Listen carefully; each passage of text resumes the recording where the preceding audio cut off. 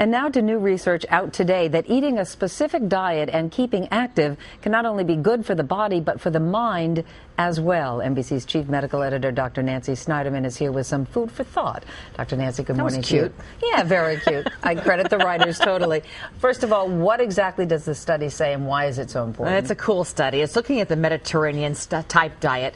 This published in the Journal of the American Medical Association from Columbia, and what they did was follow about 1,800 people in the New York area with the average onset of age in the 70s, and what they basically looked at was this: diet and physical activity. And they found that people who combined those two could reduce the risk of Alzheimer's by 60%. That's an amazing Now, you say, I say, well, we've known about this diet for a long time. But what these guys did that was different was they hooked up diet with physical exercise, and it's that combo which, frankly, led to an extraordinary number. So when you talk Mediterranean diet, just for those out there who may not know exactly what you mean, we're basically looking at it right here. Yeah, and you and I know that this is really the perfect diet. It's everything you want.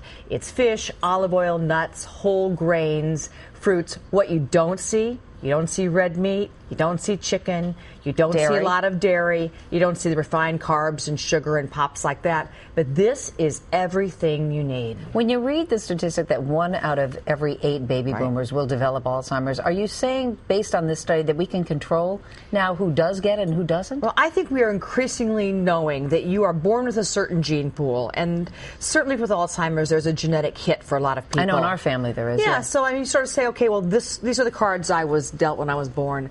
But increasingly, we may be able to trump some of those genes. We may be able to stop some of those genes from turning on. So environment is, I think, going to be a bigger role. So whether you don't, even if you don't like to go to the gym, it's about moving and it's about eating smart stuff. And this is really the best diet. And it tastes good too. Switching gears for a second, the study about aspirin that shows that people already diagnosed with colorectal cancer, if they take aspirin, they reduce the risk of dying by half. By half. So this is where my family history comes in, because this is what I know we're going to get in our family. If you already take aspirin and you get cancer, you reduce your risk of dying by 30-some%. If you even start aspirin after your diagnosis, you decrease it by over 50%. Do they have any theory as to why? Yep. There's an enzyme called COX-2. It causes inflammation. Aspirin stops inflammation, probably turns this enzyme off. For something that costs a penny a pill, increasingly, aspirin is an extraordinary wonder drug.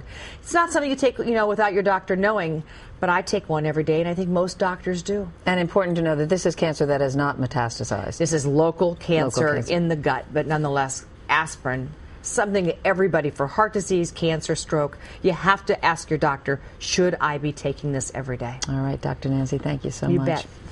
Have a carrot on me. I'm going to have some salmon.